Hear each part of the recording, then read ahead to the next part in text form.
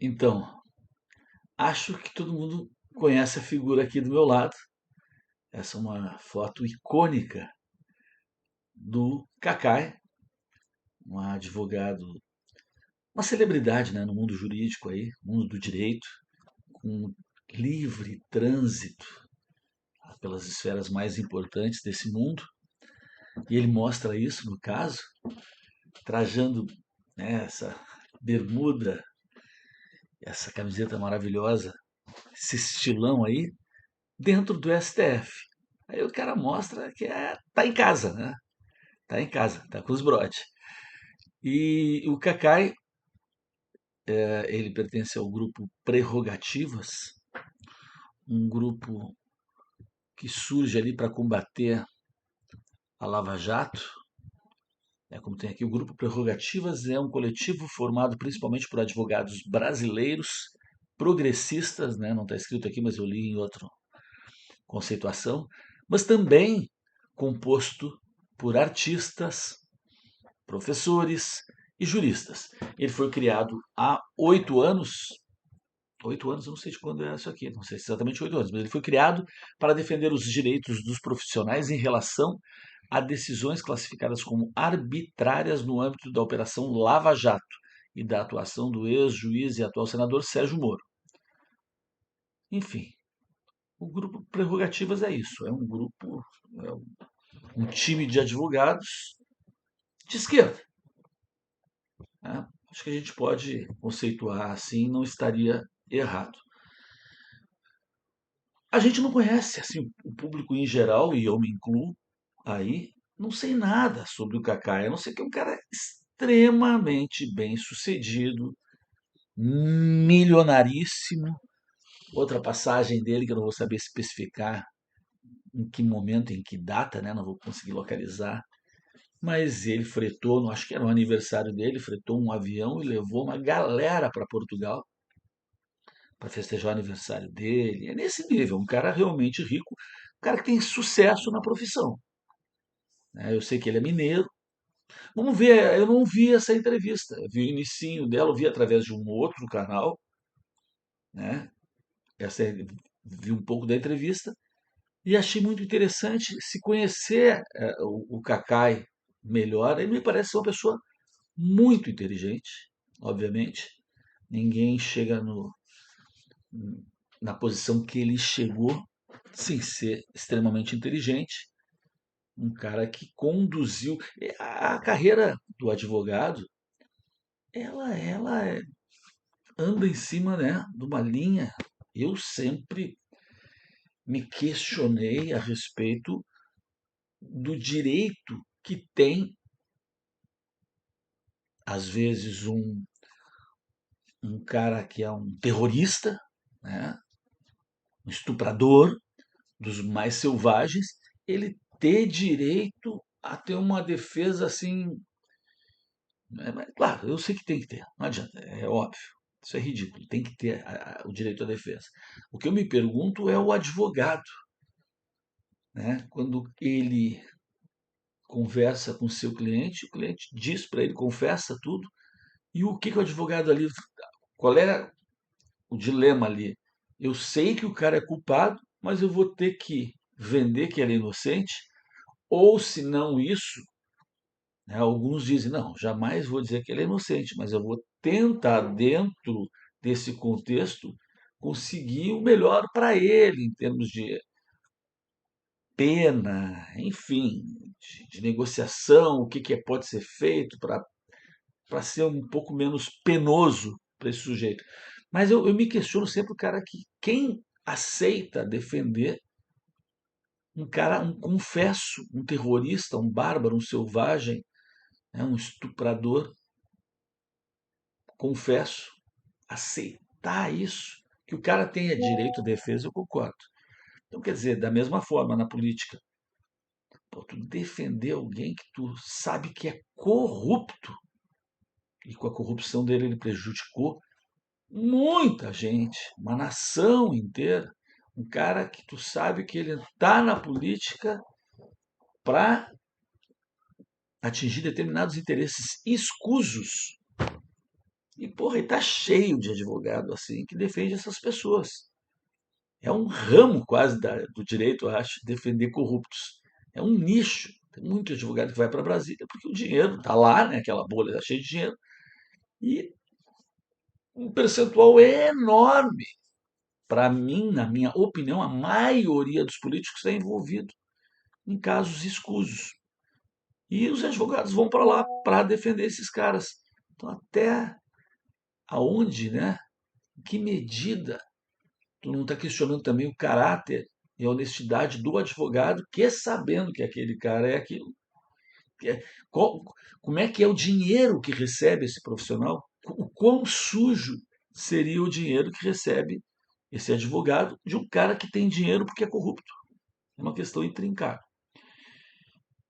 E trago tudo isso porque o Cacai, ele é um cara conhecido, acho que por defender muitos políticos, a começar pelo Lula, que na minha opinião é o maior de todos, né, nefastos aí, na minha opinião, e da justiça mesmo que condenou ele em 3 instâncias. E depois condenou por uma jogada, que eu não sei nem se não tem a participação de um advogado brilhante nesse sentido, né? Vamos conhecer então um pouco, humanizar um pouco essa pessoa através do conhecimento. Apesar de que quem vai conversar com ele é um petista roxo também, Chico Pinheiro, que é um cara, um jornalista aí da Globo, que depois saiu da Globo, se confessou, né? Então é uma conversa entre canhotaços, tá? Canhotaços. Então vamos sempre levar em consideração isso. Fala, bermudinha. Vamos ver. O nosso convidado de hoje é o maior advogado criminalista deste país. Começa de novo aí que estava O baixo. nosso convidado de hoje é o maior advogado criminalista deste país, segundo a opinião de vários juristas. O nome dele é Antônio Carlos de Almeida Castro, mas o Brasil o conhece como Cacai. Ninguém pode enfrentar a corrupção fazendo corrupção. Cacai conhece como poucos os bastidores e segredos do poder em Brasília. Já defendeu 4 presidentes da República, mais de 60 governadores, dezenas de ministros de Estado. Para. 4 presidentes da República.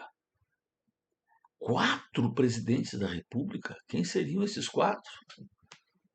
Canhotaços, assim, só teve canhoto, né? Tirando o Bolsonaro, os caras, os outros todos eram meio canhoto, né? Todos meio canhotos. Olha, porra, 4, quantos? 60 governadores, 70 governadores?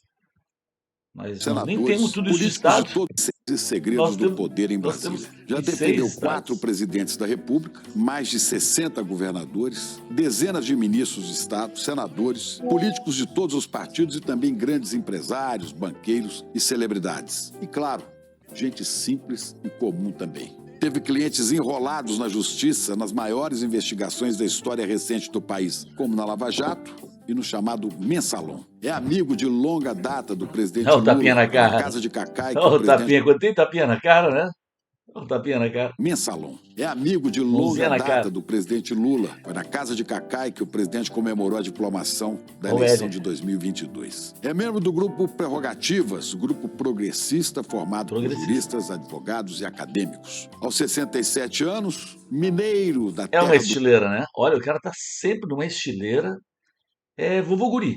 Vovô guri, né? advogados e Vovô guri. acadêmicos. Aos 67 Aí? anos, mineiro da terra do milho, Patos de Minas, Cacai alerta. Democracia não se sustenta sozinha. Ela exige vigilância, compromisso e, acima de tudo, coragem. Ai, Cacai. Ai, Cacai. Verdade, hein? Aí, Chico Pinheiro. Os dois, tanto o Chico Pinheiro quanto o Cacai, eu imagino que na intimidade são pessoas muito legais. Esse é o problema, tem muita gente da esquerda que é muito legal no trato. Que tu vira brode, assim, porque é cara legal, gente legal para uma festa, né? Pra fazer um churrasco, pra ir pra balada, para viajar, né? São pessoas legais. Né?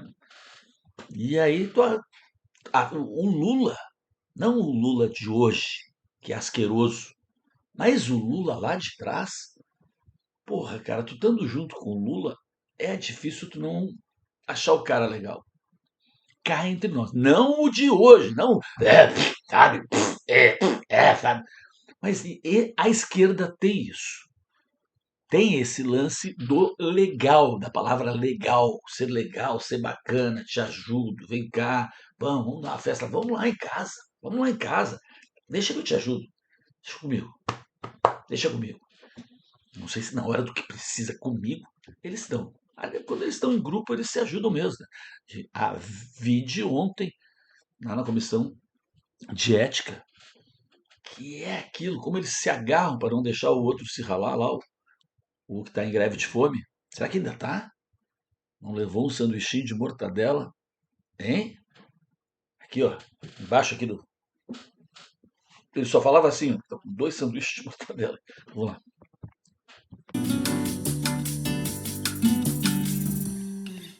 Eu conheço esse doutor Cacai há muitos anos e tenho o prazer de me encontrar com ele aqui no ICL, mas sempre à distância. Cacai, Certo. é um prazer te receber aqui de corpo presente. Coisa boa, viu? Chico, alegria enorme, sabe a admiração que eu tenho por você, gosto de você, do seu trabalho. E agora no ICL, que é uma coisa importante que está acontecendo na imprensa brasileira. Uma alegria para mim. Eu convidei o Cacai para participar de um jornal do ICL, depois ICL é turma Instituto Conhecimento e Liberdade, alguma coisa assim. Né? Isso. ficou em cima dele e toda semana ele está com a gente falando do país, né? Fazendo sua análise política, jurídico-política. Mas, Cacai, o que te fez lá em Patos de Minas, né? Capital nacional do milho, pouca gente sabe, tinha até concurso de garota do milho, a Miss do milho, né? Em Miss Patos. Pipoca. Te fez de Patos de Minas sair para o Brasil como esse grande advogado que você é. O que te mexeu? Chico, Patos é uma cidade muito interessante. Naquela época você não tinha, evidentemente, nem computador, nem televisão, não existia. A televisão era na praça, né? A gente lia, a gente tinha poesia, a gente tinha grupos para discutir um pouco as coisas mais importantes da vida, que é a literatura, a amizade e tal.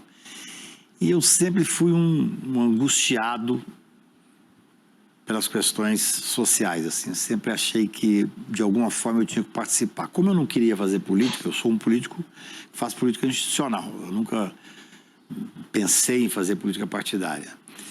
Eu queria ser poeta. Eu não dei conta. Eu achei que seria através do direito penal que eu poderia, de alguma forma, participar das discussões nacionais. Aí, como lá em Patos não tinha faculdade, eu até brinco para minha sorte, eu saí, fui para Brasília, passei na UNB e comecei a fazer aquilo que eu gosto, que é estudar direito, fazer grupo de política. Na época, Brasília não tinha ainda autonomia política, então eu participei do movimento de autonomia política de Brasília. E direito penal sempre foi aquilo que eu queria fazer. Era realmente a forma que eu achava que eu poderia, de alguma maneira, contribuir para o momento brasileiro que passava. Era uma época difícil, eu vivi na época, como você, na época do AI-5, na época da ditadura. Então eu fiz direito por uma paixão... Imagino que o Cacai tenha aí em torno dos seus 65 anos, 65, 66, 64, 67. Tem uma vida muito boa, né? Então ele pode ser mais velho do que ele parece. Deve ter a melhor dermatologista, o cabeleireiro. Tem uma barriguinha, também que deve comer só em restaurante maravilhoso, passa o dia só indo em coisa boa, mas tá bem tratado. Mas esse cara ele tem em torno de 67, 68. Portanto, ele chegou em Brasília. Ele foi estudar em Brasília, chegou antes. Nos anos 70. Pela liberdade e pela justiça. Mas você tinha inspiração familiar? Seu pai, alguém era do direito, não? Isso é uma coisa interessante. Eu não tinha ninguém na família, ninguém nunca tinha feito direito. Tanto é que quando eu falei, papai era da roça, fazendeiro, quando eu falei que ia fazer direito, ele falou, porra, meu filho, é a profissão que eu queria ter sido. Papai é da roça, que no primeiro momento a gente pensa, né? Um fazendeiro. Devia ter grana o Cacai, né? Seguido. Não Olha, sei. Ele falou, sempre quis fazer direito. Então, assim, eu não tinha ninguém. Hoje, na minha família, nós temos vários advogados, sobrinha, filhado e tal. Imagina se E não. depois que a gente começa, fica mais fácil para as Mas pessoas. irmãos não. Imagina se não, titio dentro do STF de bermuda. Mas só tem advogado depois disso na família. Pô, E o meu Alaô, meu irmão, é advogado, um belo advogado. Mas Alô é engenheiro, É não? advogado, Conheço, advogado, engenheiro e queria fazer medicina, desistiu depois. louco. Eu conheci o Alaô, irmão do Cacai, como engenheiro. É, exatamente. Depois fez direito. Depois fez direito. Família O direito, São quantos irmãos? nós somos 5. Nós somos 5 irmãos. E é uma coisa interessante, porque minha família é extremamente unida, família mineira, bem. Eu tenho muitos primos, tenho centenas de primos. E o direito passou a ser uma opção para vários amigos meus e para a família. A será? advocacia é uma coisa danada, né? Assim, porque quando você faz opção para fazer direito, especialmente na área criminal, não é uma coisa simples, porque eu tenho 40% da minha advocacia pro bono. Eu gosto de trabalhar para causas que eu me apaixone, que eu, felizmente, posso... Por isso que eu falei de gente muito chique que você já defendeu, gente muito rica, e ao mesmo tempo gente você não cobra nada. O direito criminal tem que ser assim, não tem outra saída, né? Assim, de cada 20 casos que bate no escritório, eu pego um. No escritório é um escritório pequeno, nós somos 6 advogados, 3 advogados e 3 advogadas. Tudo é discutido entre nós. A gente só pega uma causa que a gente tem realmente um direito bom, uma tese jurídica. Eu brinco assim, eu estou há tanto tempo trabalhando no Supremo, eu jogo no Supremo há 40 anos, que eu não posso chegar lá para discutir um memorial com o ministro e o ministro falar assim, pô, Cacai, você não acredita nessa tese, não é possível, entendeu?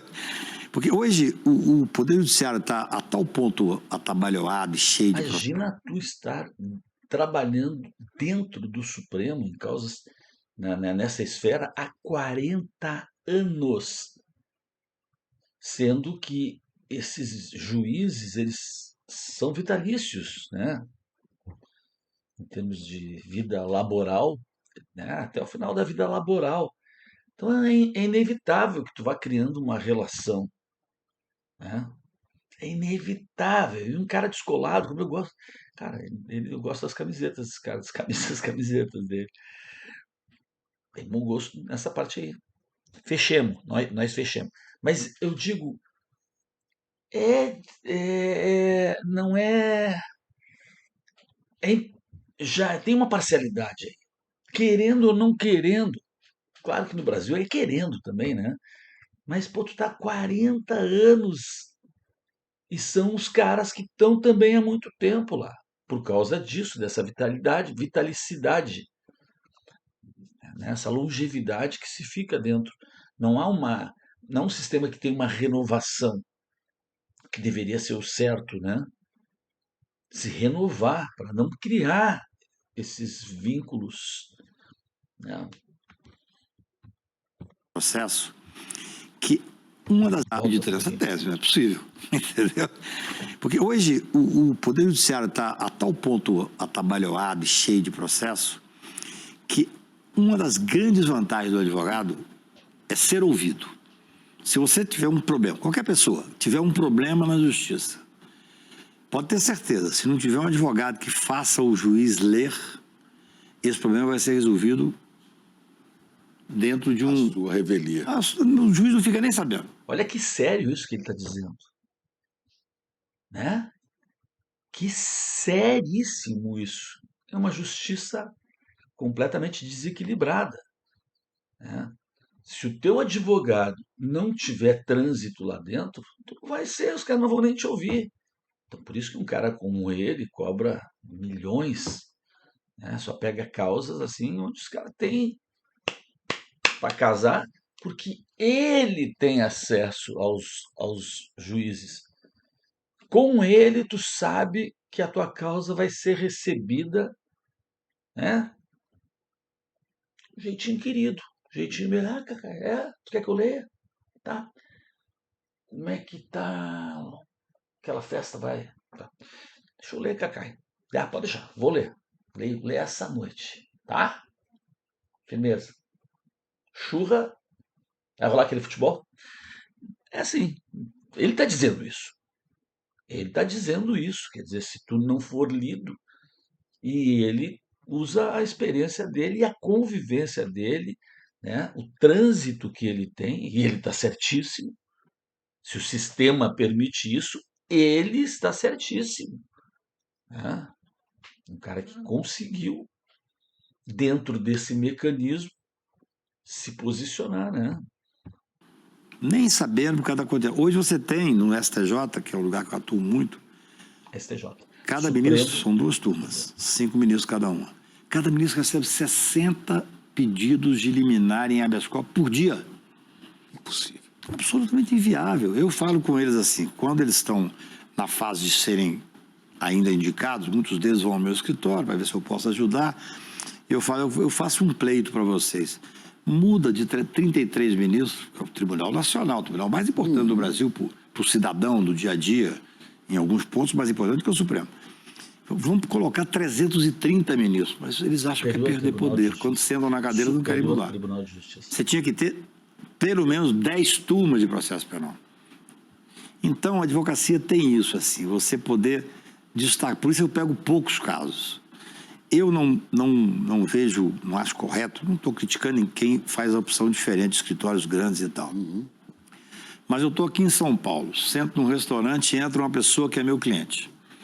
O cara vai à minha mesa, eu tenho 200 casos, por hipótese. Ele tem um, em regra. Você está condenado uma vez na vida. Aquilo é a coisa mais importante da vida dele, é a liberdade e a honra.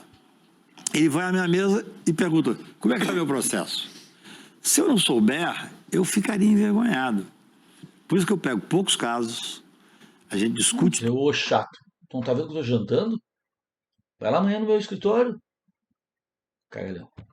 Tudo em conjunto, somos 6 advogados, brilhantes os meninos.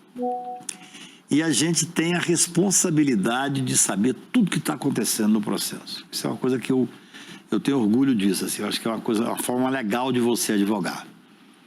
É uma opção que não é fácil, porque só tu pode ter isso. Muitas vezes você Falar deixa de pegar casos que financeiramente seria muito interessante. Tanto é que nos últimos anos, a pessoa me liga, São Paulo, Rio, sei lá de onde, Portugal, eu falo, mande por e-mail o caso para que eu possa estudar. Se eu não concordar com a tese, se for uma área que eu não atuo, eu já falo, olha, não precisa nem vir que nós não vamos pegar. Acho que isso é uma coisa importante para a advocacia. Creme de la creme. Claro, o Cacai, ele é topo do topo do topo do topo da montanha. Né? Então, óbvio que ele só pega porque, ainda mais agora, ele só quer desfrutar também, né? Tem lá o escritório, tem mais gente no escritório dele. Então, ele não é parâmetro. É um cara ápice de sucesso dentro da carreira. Então, ele só deve pegar casos topzíssimos, topzera, com muita grana, né? E que ele já sabe, isso aqui eu vou conseguir meter ali, não vou conseguir meter, não adianta, vai adiantar, ó. Né? Não é parâmetro Você não pega caso, para tu que está começando. causas que você não acredita. Não, é mais do que isso, assim. Eu não pego casos em que não tem uma boa tese jurídica. Às vezes o cara me procura e fala assim, Cacai, o meu caso é esse. Eu falo, olha, sua tese é ótima, mas o seu direito está mal posto, ele não vai ganhar. Quando eu atrevidamente, a primeira sustentação oral que eu fiz, eu tinha 2 anos de formado, 1 ano de formado, eu fiz no Pleno do Supremo. E o relator era um professor com quem eu brigava muito, genial, mas muito reacionário e tal. A gente tinha uma relação boa, mas conflituosa. Ministro Moreira Alves. E eu fiz uma sustentação oral, entusiasmado, primeira vez no plenário do Supremo, responsabilidade, ninguém pode começar pelo plenário do Supremo. E aí ele disse, olha, elogiou minha sustentação, falou que eu tinha sido aluno dele, que eu era um estudante que ele gostava, que ela tivesse divergência, ele falou, olha, mas você não aprendeu uma coisa, o Supremo não é uma casa de fazer justiça, é uma casa de cumprir a Constituição. Eu nunca me esqueci disso. Porque no final eu pedi justiça, e até falei que não é. Como é que agora ficou isso aí? Vamos ter que ouvir de novo essa frase aí. Tu concordou com isso? Como é que é? Cumprir a Constituição. Elogiou minha sustentação, falou que eu tinha sido aluno dele, que eu era um estudante que ele gostava, que ela tivesse divergência, ele falou, olha, mas você não aprendeu uma coisa. O Supremo não é uma casa de fazer justiça, é uma casa de cumprir a Constituição. Eu nunca me esqueci disso. Quanto tempo faz isso? foi lá quando... Foi no início da carreira dele. Mudou, viu? Deu uma mudada, viu, Cacai? Isso aí deu uma mudada. Não é nem as duas coisas mais agora, né? Não é nem as duas coisas mais. De cumprir a Constituição e de fazer justiça, nenhuma das duas mais. Tu vê, né? Tu vê como as coisas mudam, né? Justiça, eu falo que não é uma casa de justiça. Não, Então, não é mais. o processo, Médicos... quando você procura, especialmente eu que trabalho muito no STJ e Supremo, ele tem que ter sido bem trabalhado desde o início. Porque às vezes você vê o processo chegar lá, a pessoa tem o direito, mas não foi levado de forma devida e aí ninguém resolve. Se um cara de direita te... Se alguém de direita te procurar, tu acha que viabiliza? Mas assim, tá tudo certinho. O cara tem razão, né? Tem razão. Tu acha que dá pé? Tu pegaria?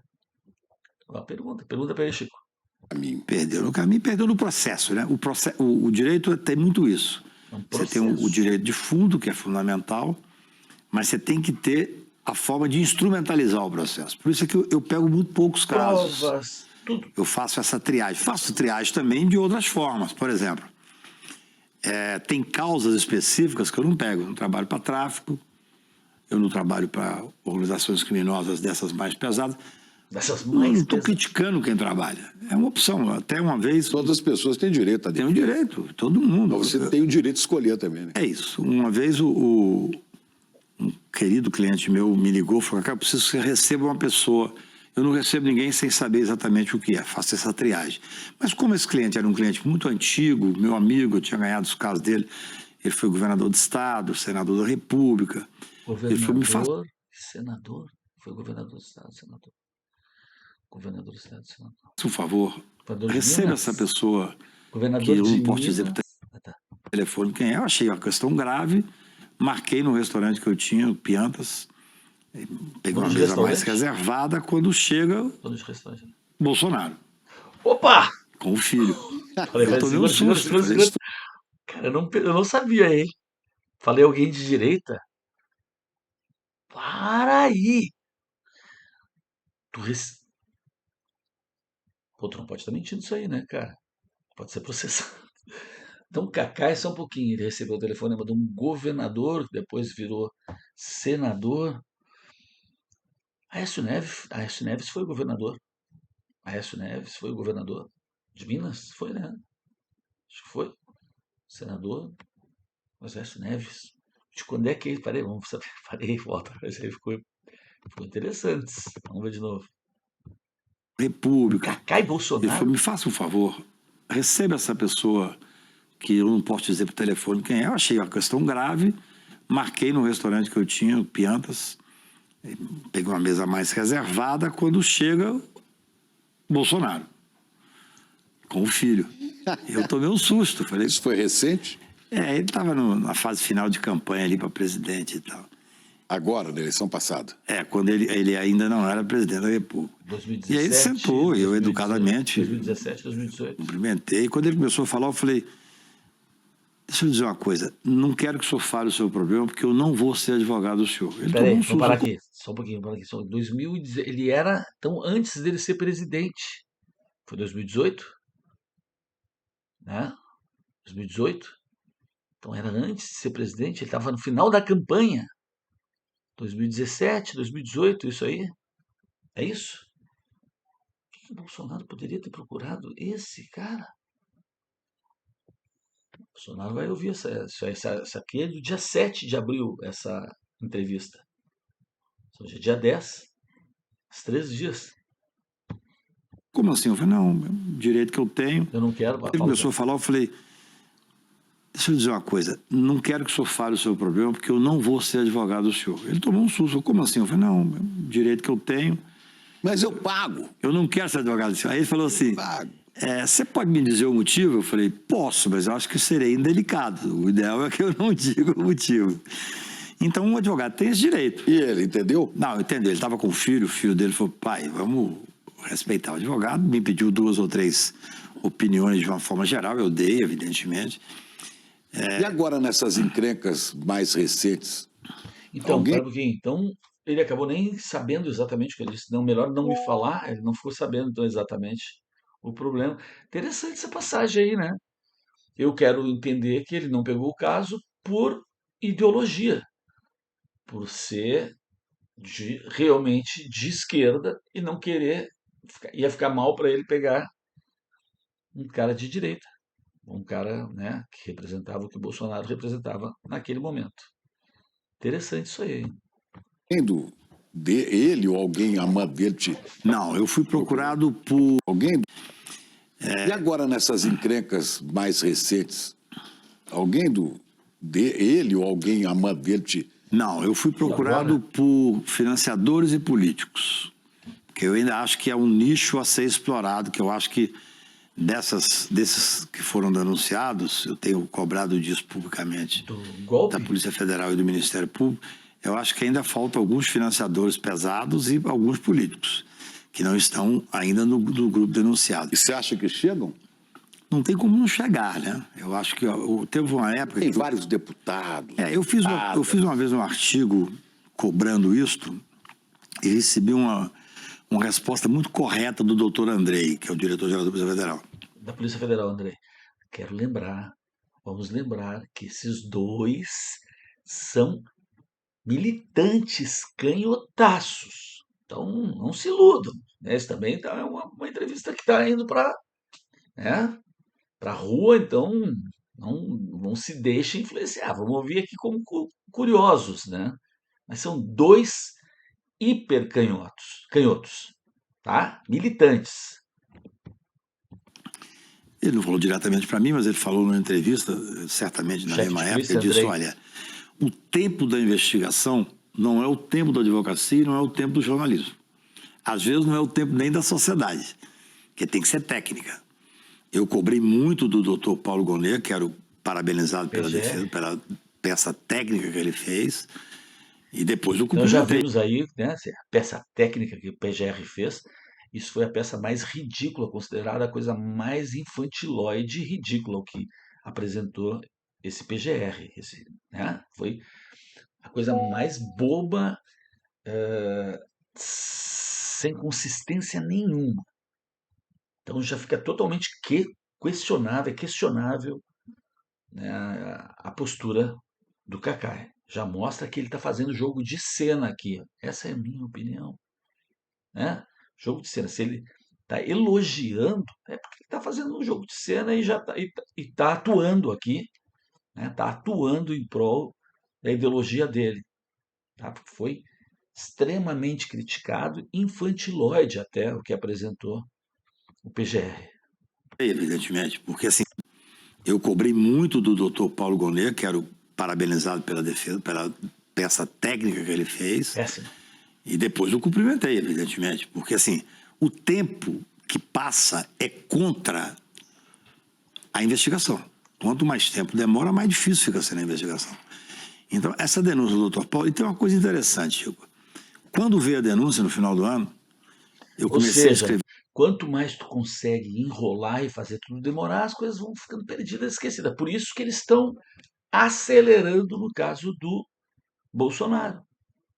Que está sendo esse frenesi, essa rapidez, porque se deixar, vai se perdendo, se esvanecendo. Então eles querem apressar, querem terminar tudo o mais breve possível.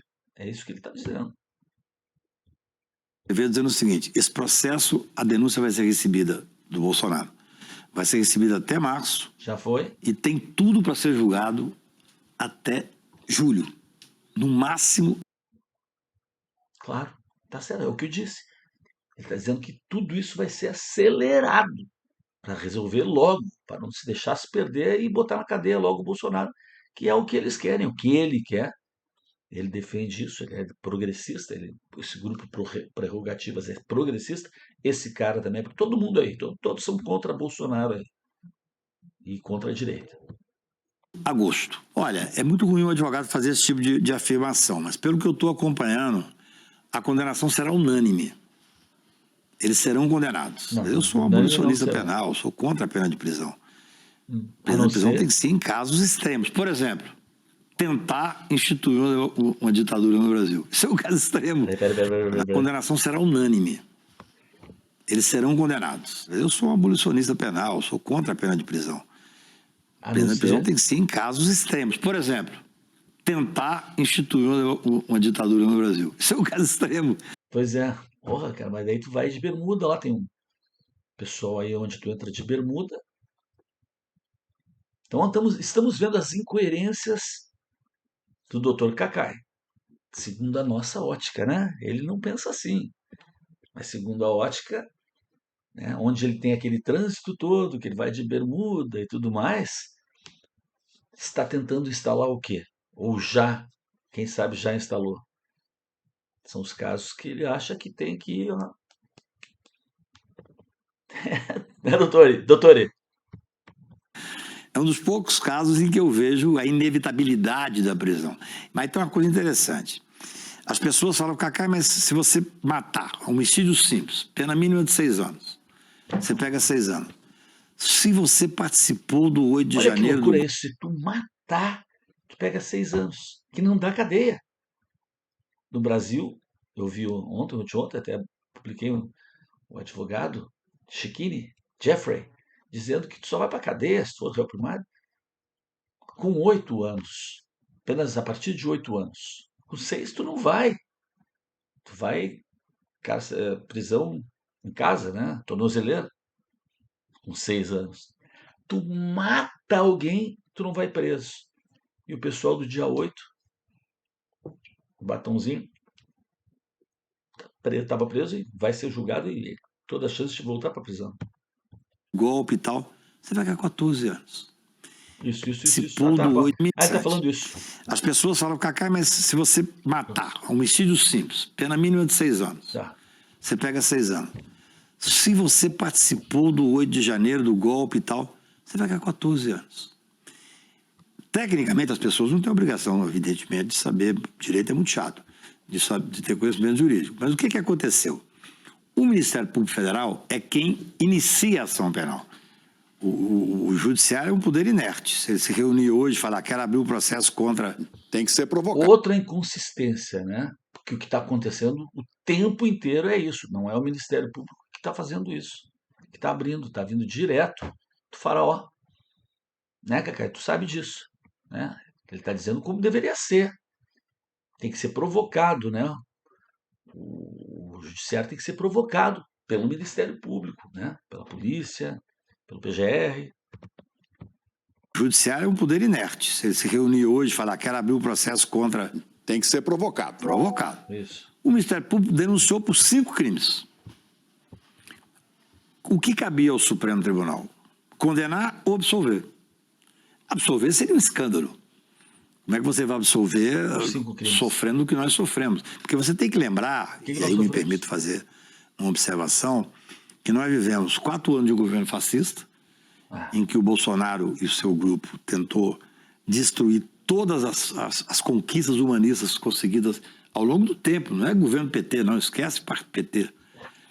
Você tinha um Congresso cooptado, cooptado mesmo. E aqui o Bolsonaro entregou a administração do orçamento? Claro, tudo. Foi o começo do fim que nós poderíamos ter chegado. E aí, quem é que manteve... Aí já são 2 ativistas, né? 2 militantes. Sempre quero deixar claro. Tu entrou agora, tá vendo isso aqui? Não, 2 militantes de esquerda conversando. Nós estamos conhecendo um pouquinho o Cacai, né? E vendo que ele realmente é um militante. Mas tem um lado interessante dele aí. Vamos ver. Por incrível que possa parecer, a estabilidade no Brasil, o Poder Judiciário, que é um poder patrimonialista. Claro, tudo. Foi o começo do fim que nós poderíamos ter chegado. A instabilidade de hoje. E aí, quem é que manteve, por incrível que possa parecer, a estabilidade no Brasil? Estabilidade? O Poder Judiciário. Que é um poder patrimonialista, machista, racista. Eu critico o Poder Judiciário há 40 anos. Injusto. Agora estou defendendo. A maioria dos brasileiros pobres, completamente injusto. São 800 mil pessoas, 700 mil na cadeia. Eu vou te dizer o seguinte, o sistema penitenciário mais falido do mundo, que ainda admira, vários deles admiram o sistema americano, que é um dos poucos que tem mais presos do que no Brasil. Mas, no entanto, foi o Poder Judiciário que manteve a estabilidade democrática. E aí, O Supremo, naquele momento, ele tinha duas opções. Absolvia, não podia, ou condenava. Condenando. Aí essa que é a questão. No Brasil você tem um sistema de pena mínima e pena máxima. 5 crimes. Quase todos Diz os foram crimes. condenados a pena mínima. Às vezes aumentava Diz os um crimes, pouquinho, cara. 2 meses, 3 meses, por causa de uma circunstância específica. Só que você tem que somar as penas. E tem pena pesada, golpe de Estado, Todos pena pesada. abolição. A pena mínima significa Tá de 12 ver. anos, 14 anos. Esse é que é o problema.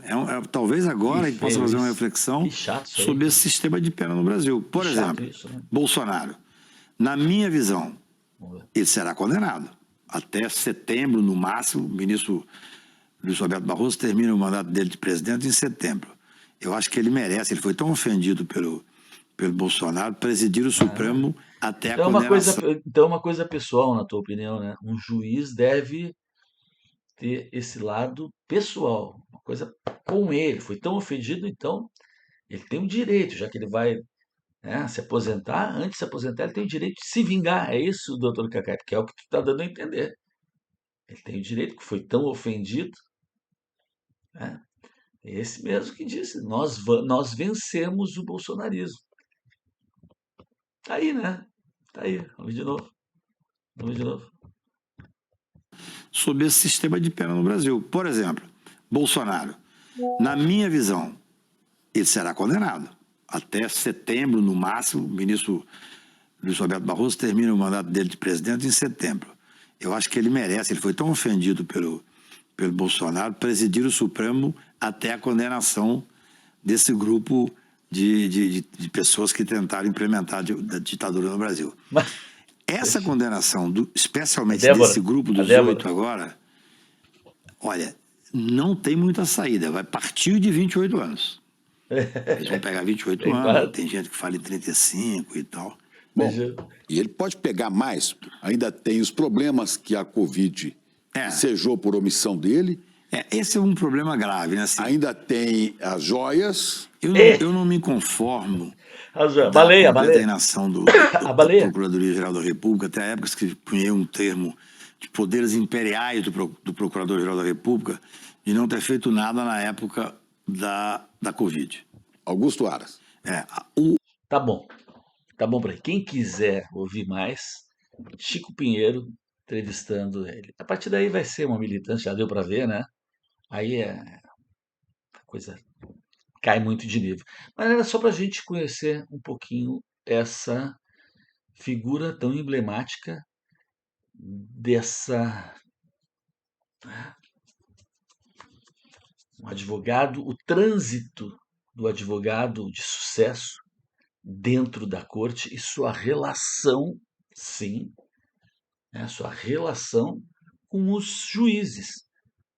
Né? Dependendo muito da relação do advogado com o juiz, tua matéria vai chegar, teu processo vai chegar de um jeito ou de outro. O que é, né, cá entre nós, não tem nada a ver com justiça. Isso aí.